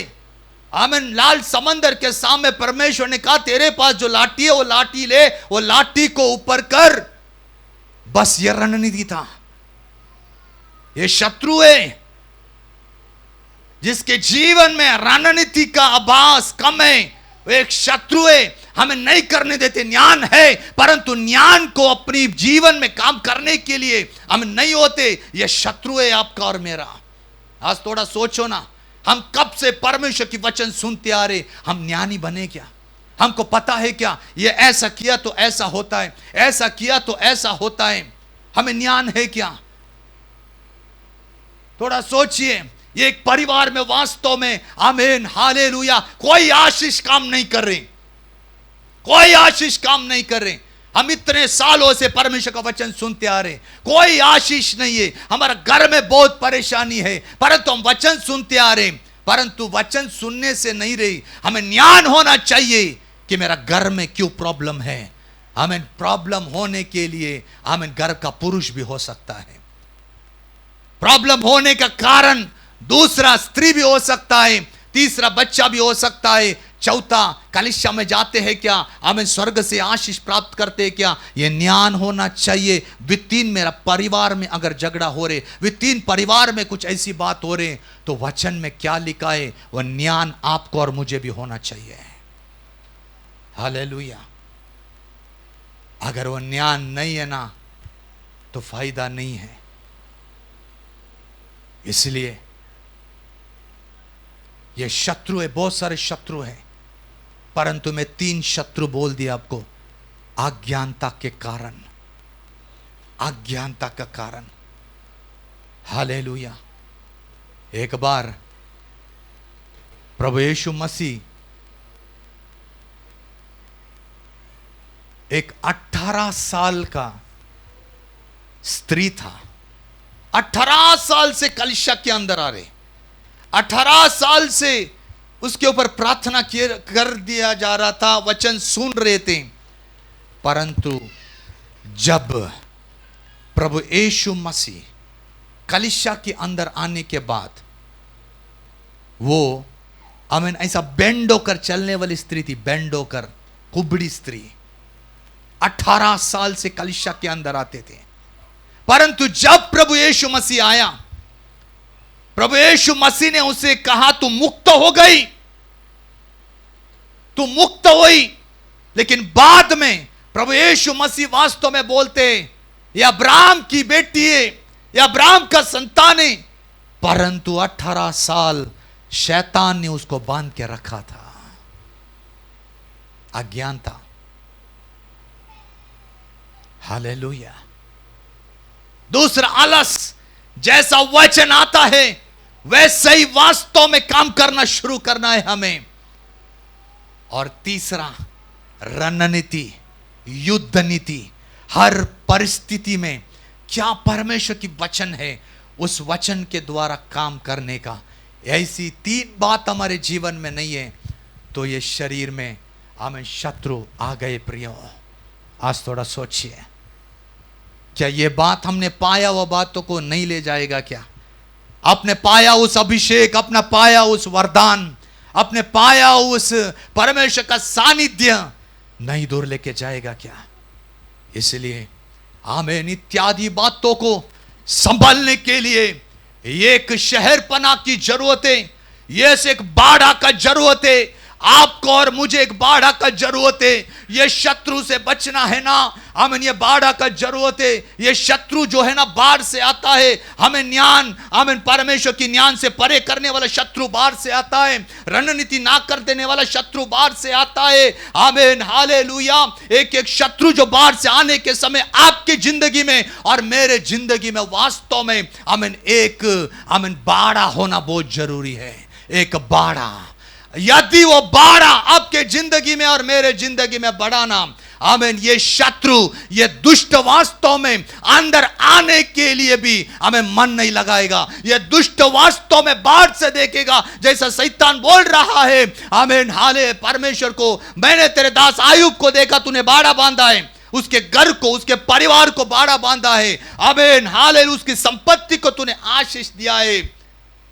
वैसे ही वो दुष्ट भी कहेगा, परंतु ये बाड़ा बांधे कैसे हम अभी?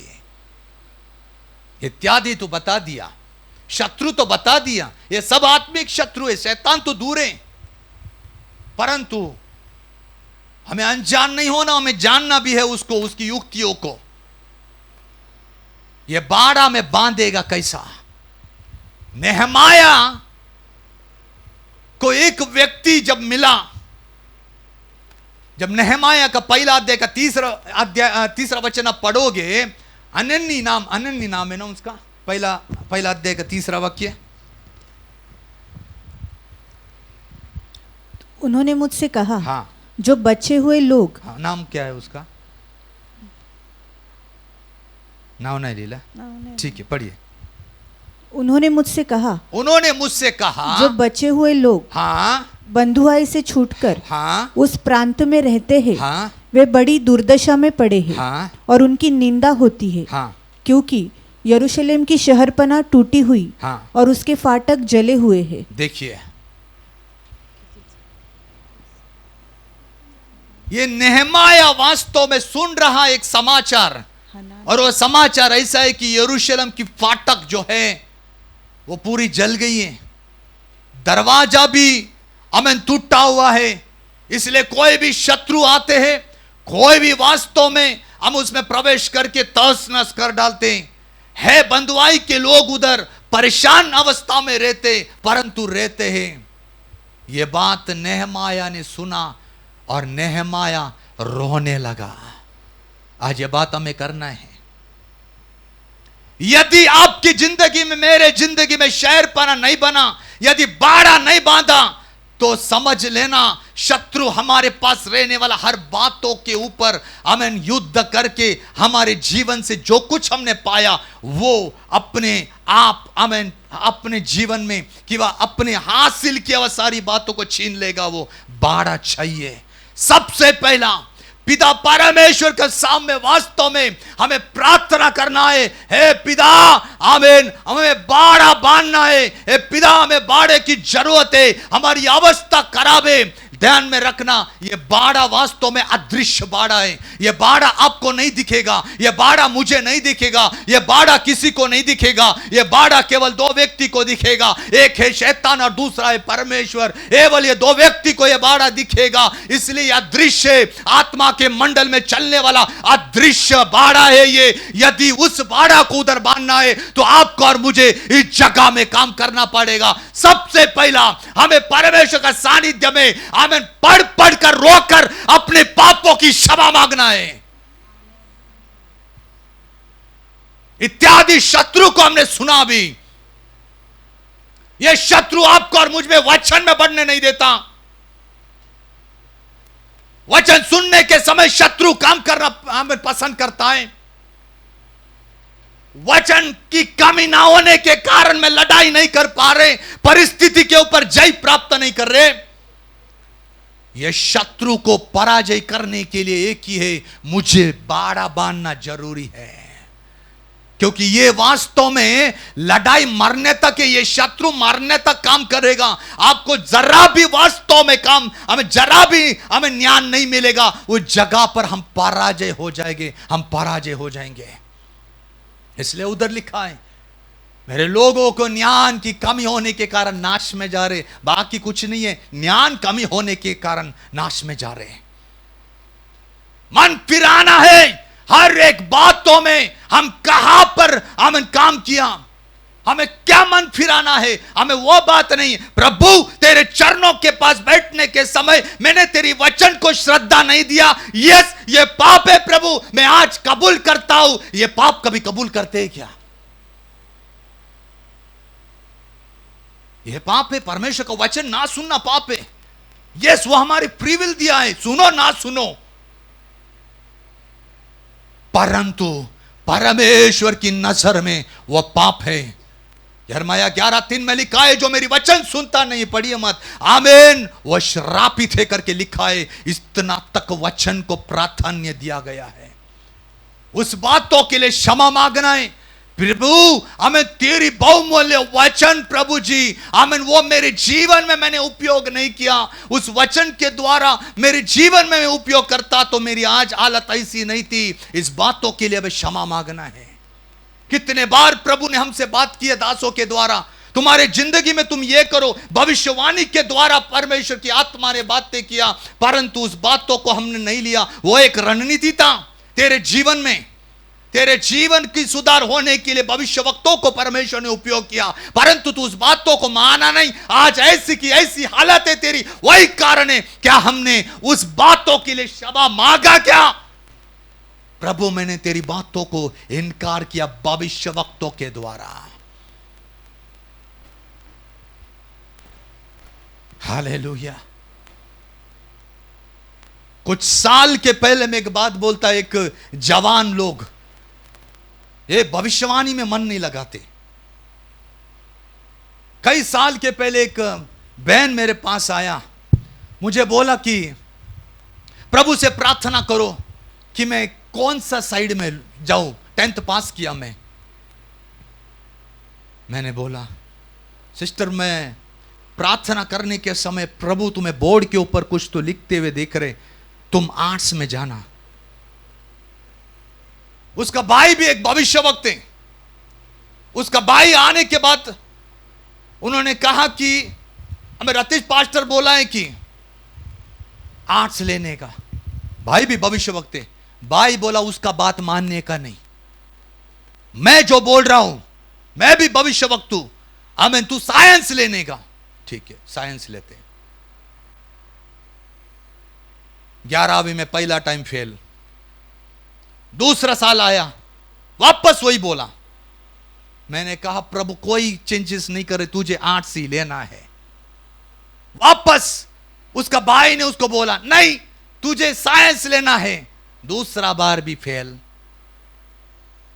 फेल होते गया, फेल होते गया, परंतु अपनी पढ़ाई पूर्ण नहीं किया उसने।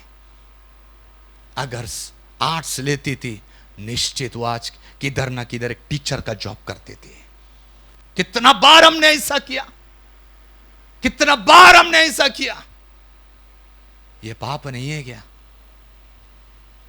हम केवल वो बाहर बाहर का पाप देखते, लेकिन ये जो अंदर का अंदर छोटे छोटे बातों को भी ये पाप है, ये हमें कबूल करना है, ये हमें कबूल करना है।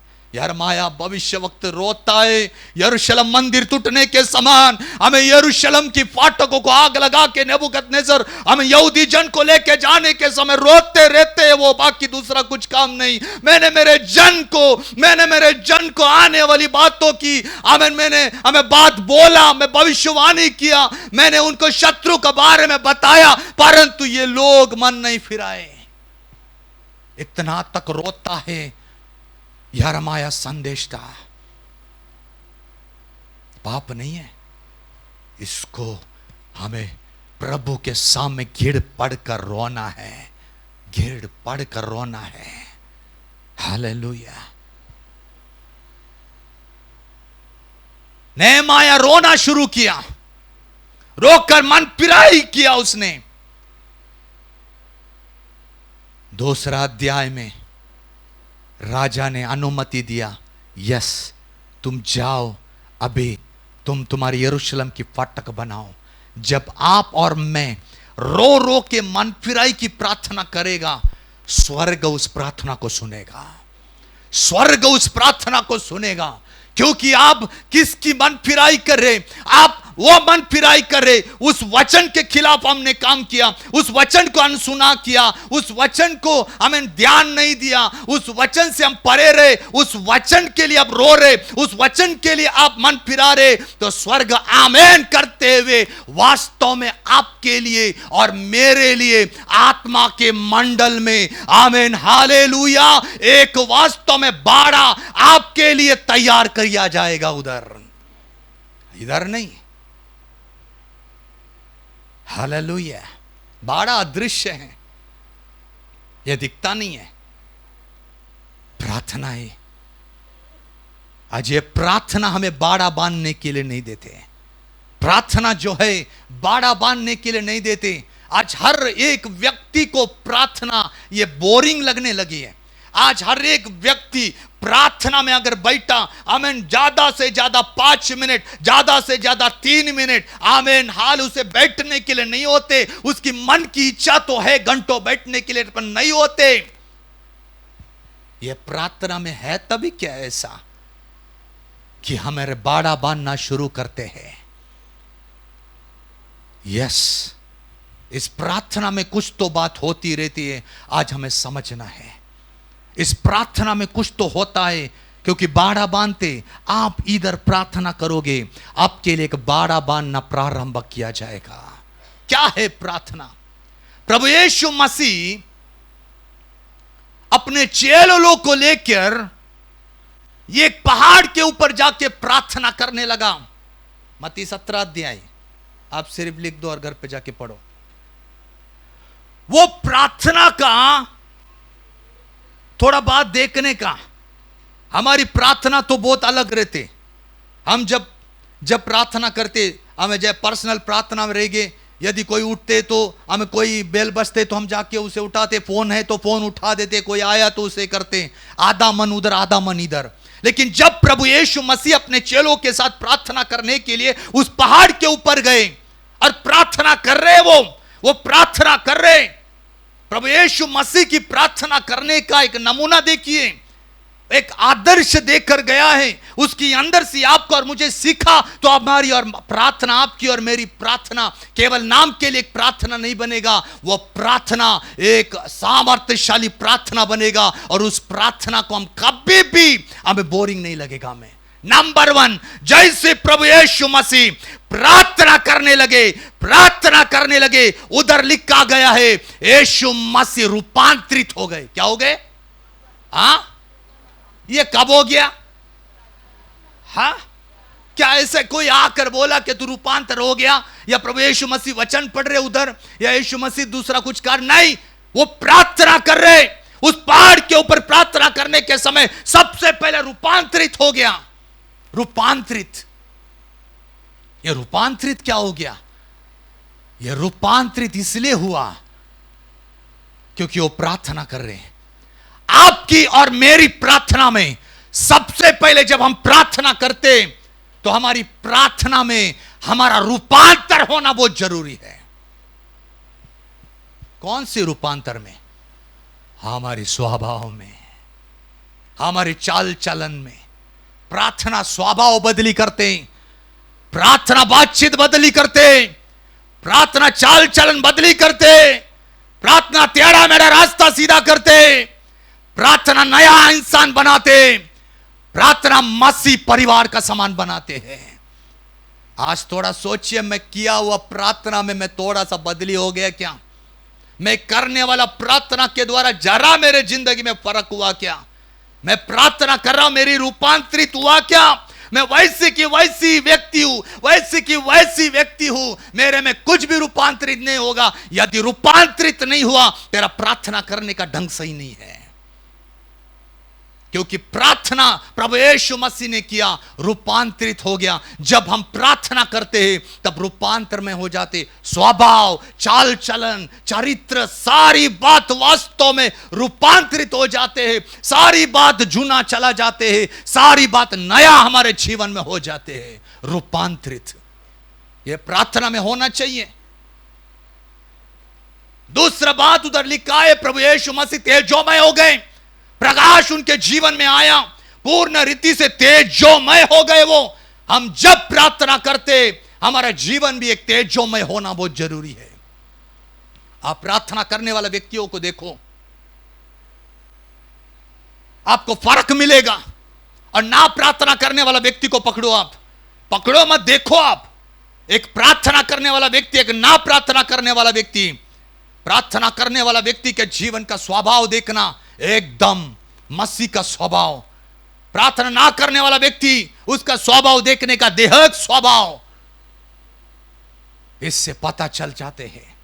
दूसरा, उसके जीवन में तेजोमय हो जाते, एक प्रकाश उसके जीवन में आते, तेजस आ जाते हैं उसके। प्रभु यीशु मसीह के जीवन में तेजस आया, वैसे ही आपके और मेरे जीवन में तेजस आते। इसलिए लिखा गया है, उठ प्रकाशमान हो, प्रकाश तेरे पास आया है।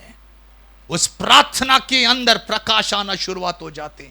वो प्रार्थना के अंदर हमारे जीवन में जो भी अंधकार की सामर्थ होती है, वो अंधकार की सामर्थ निकलना शुरुआत हो जाती है। आप करो प्रार्थना, अंधकार के सामर्थ के लिए मत करो, लेकिन जब वो प्रकाश आ जाता है, यदि आमीन, एदन वाटिका में यदि परमेश्वर ने कहा प्रकाश होने दे, अंधकार दूर चले गया। आप और मैं जब प्रार्थना करते, आमीन, जब परमेश्वर का सानिध्य में बैठते, वो प्रकाश आपका और मेरा जिंदगी में आते, और आपका और मेरा चेहरा तेजों में होना शुरू होते हैं। यह प्रार्थना करने वाला व्यक्ति के जीवन है।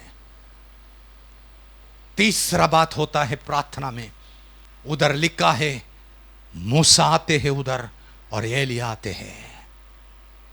ये मूसा और एलिया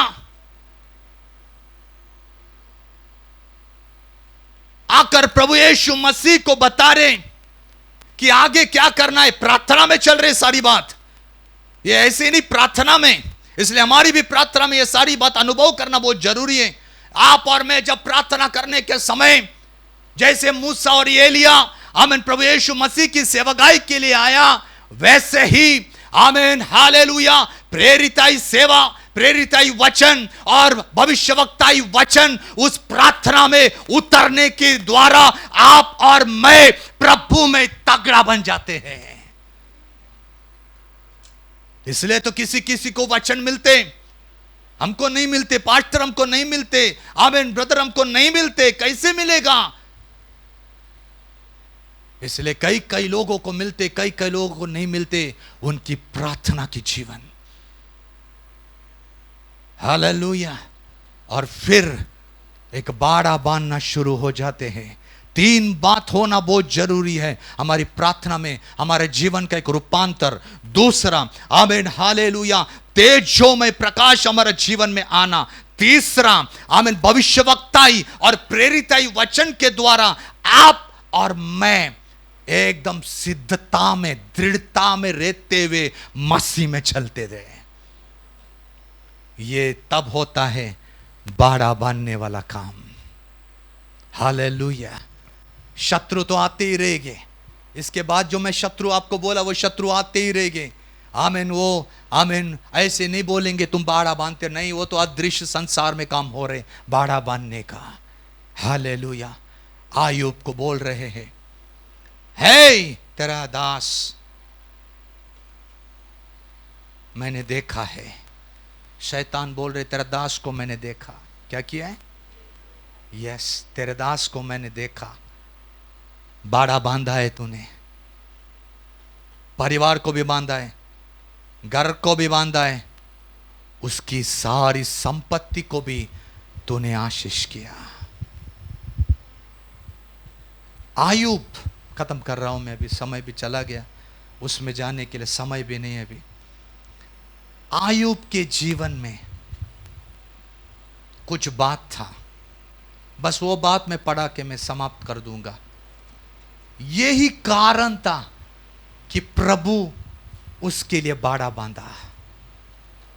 आयुब की पहली अध्याय, उसका पहला, दूसरा, तीसरा वाक्य पढ़ेंगे।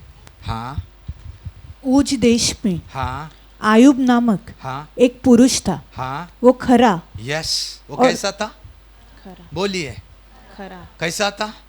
खरा था, हाँ, और सीधा था, सीधा था, और परमेश्वर का भय मानता, परमेश्वर का भय मानता, और हाँ, बुराई से दूर रहता था। क्या करता था? चार बात उसके जीवन में थी। कितना बात? यस, एक वो खरा था, दूसरा सीधा था, तीसरा प्रभु को भय मानता था, और चौथा बुराई से दूर रहता था।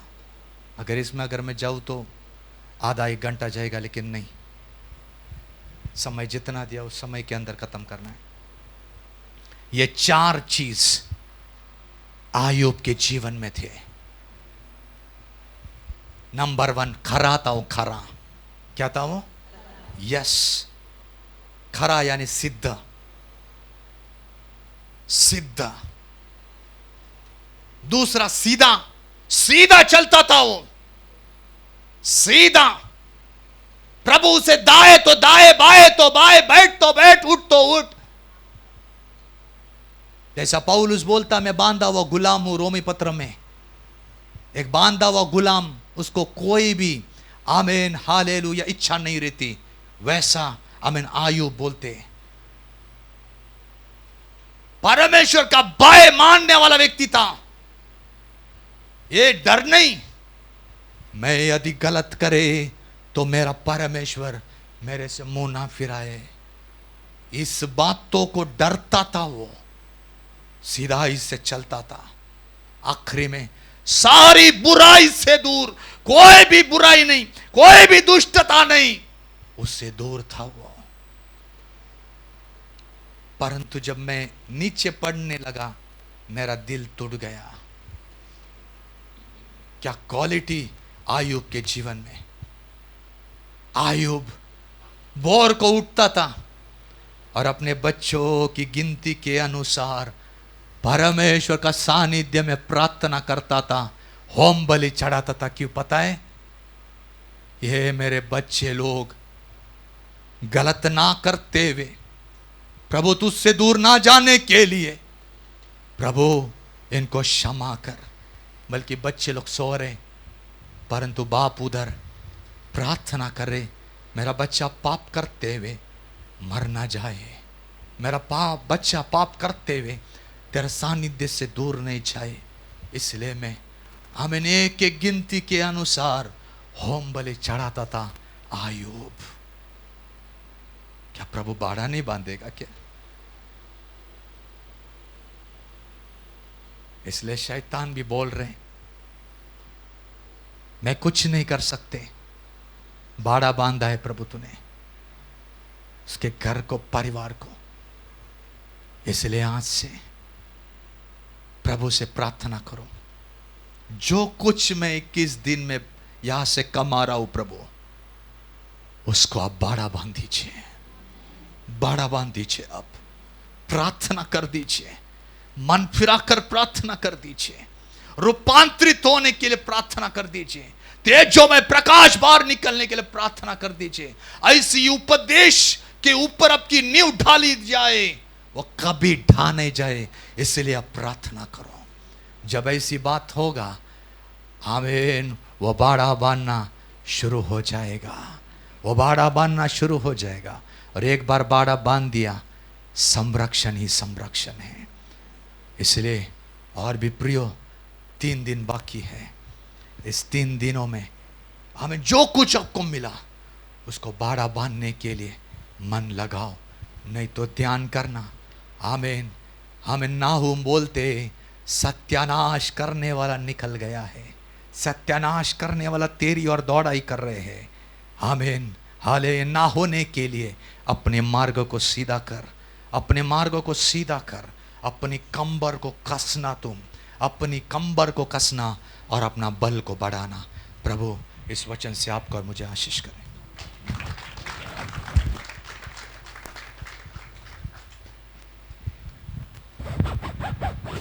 आमीन। Praise the Lord.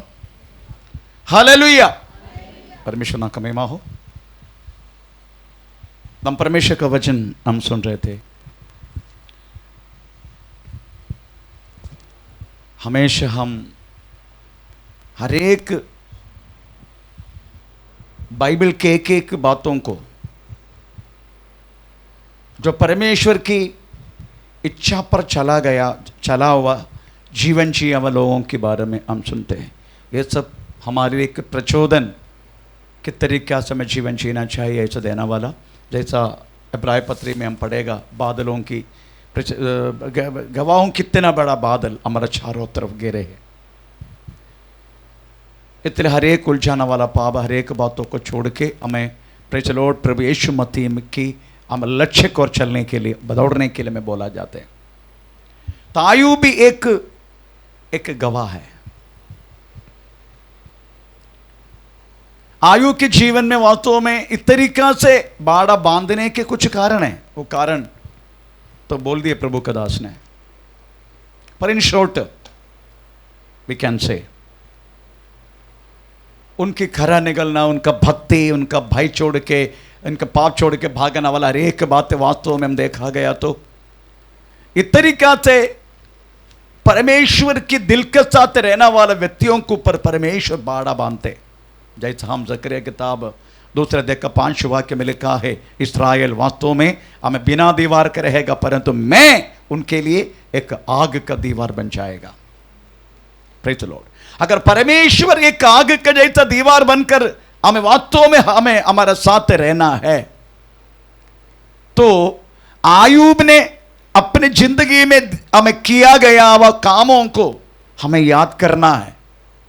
हमें आयूब कहते हैं, प्रेज़ द लॉर्ड, आयूब की किताब हमें 29 अध्याय हमें 3 वाक्य में हमें प्रेज़ द लॉर्ड, मेरा सिर के ऊपर उनका दीपक, जब उसका दीपक का प्रकाश मेरे सिर पर रहता था, और उससे उजियाला पाकर मैं अंधेरे में चलता था। Yes, praise the Lord. इनके तरीका से परमेश्वर के स्वभाव उनके जिंदगी में पाने के कारण, प्रभु की प्रसन्नता उनकी जिंदगी में आने के कारण परमेश्वर के दीपक, प्रेज़ द लॉर्ड, आमीन, इतना तक लिखा गया। उसी हमें बातों पर 29 अध्याय का 19 वाक्य में, प्रेज़ द लॉर्ड, मेरा मूल हमें पानी की ओर जा रहा है, आमीन, उसके शाखा में ओस, आमीन आमीन बने रहते हैं, ऐसे के शब्द है। थोड़ा पढ़ के सुनाना। 19 हाँ।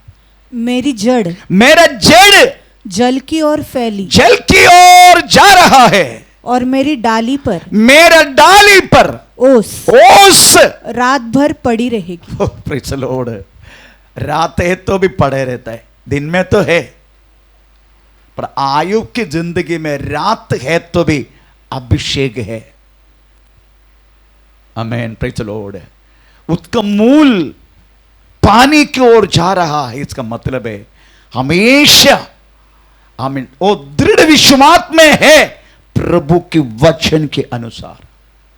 इस कारण रात भर भी उनकी डालियां में आमीन प्रेज द लॉर्ड ओस अदरवाइज अभिषेक रहता। आप सोचो परमेश्वर की हमें परमेश्वर बाड़ा ऐसा नहीं बांधा।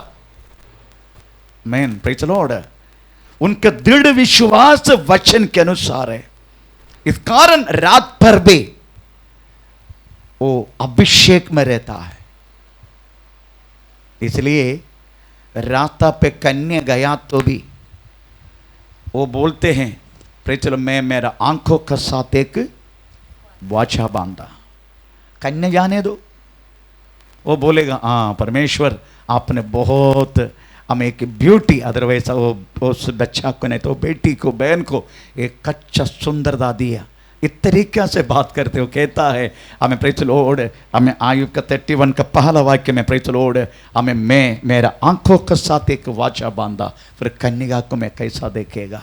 जो व्यक्ति के सिर पर अगर अभिषेक है हमें जिसका विश्वास अगर वचन के अनुसार है प्रेज द लॉर्ड उनका हर एक अंग हमारा आंख है। वास्तव में सबसे बड़ा मैं धोखा देने वाला बात हमारे शरीर का दिया है, वो हमारी आंखें शरीर का दिया है प्रेज द लॉर्ड। अगर वो परमेश्वर को वचन के साथ अगर बाड़ा बांधा देन हाउ कैसे मैं कन्या को देखेगा? आमीन प्रेज द लॉर्ड। इसलिए आखिरी में कहने लगा कुछ भी हो मुझे मार डाले तो भी मैं उन्हीं के लिए इंतजार करेगा। 13 का 15 में प्रेज द लॉर्ड आयुब कहता है, आयुब कहता 13 का 15 का 13 13 का 15 13 का 15 प्रेज द लॉर्ड उसमें आयुब कहता है मुझे मार डाले तो भी मैं वो मुझे घात करेगा, वो मुझे घात करे मुझे कुछ आशा नहीं, मुझे कोई आशा नहीं तो भी मैं अपने चाल चलन मैंने का चाल चलन पक्ष लूंगा। हाँ उनमें उनके लिए इंतजार करूंगा। इसका मतलब है मैं चाल चलन प्रूव करते रहेगा लॉर्ड स्टिल हमें अभी भी मैं तेरी राहों पर हूं, मुझे मार डाले तो कोई बात नहीं।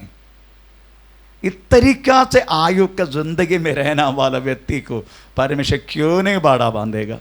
हमें भजन संग्रह 34 उसका 7 वाक्य कहता है हमें यहोवा परमेश्वर उसको वास्तव में किस तरीका से उनका पूरा छावनी पर सेना को खड़ा करेगा तरीका से लिखा है ना 34:7 ऐसा लिखा ना। हाँ यहोवा की डरवैयों की चारों ओर उसका दूत छावनी किए हुए छावनी किए हुए उसको बचाता है। Praise the Lord. इस तरीका से इसलिए शैतान कुछ नहीं कर पा रहे पर परमेश्वर से अनुमति दे रहे। आमीन पर तू अनुमति दे प्रेज द लॉर्ड परमेश्वर को भड़का रहे।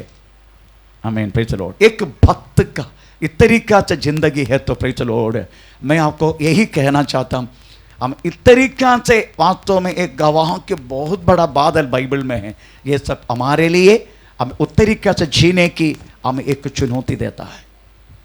इसलिए प्रियो हमें वास्तव में प्रेज द लॉर्ड हमें इस उपवास के साथ हमें जैसा हमें परमेश्वर चाहने वाला एक भक्त जैसा भजन संगीत 128 पढ़ना नहीं जैसे लिखा गया प्रेज यहोवा का भय मान के चलने वाला एक प्रेज व्यक्तित्व बने हम। आइए हम अपना को प्रभु का हाथ में समर्पण करें। ओ धन्यवाद।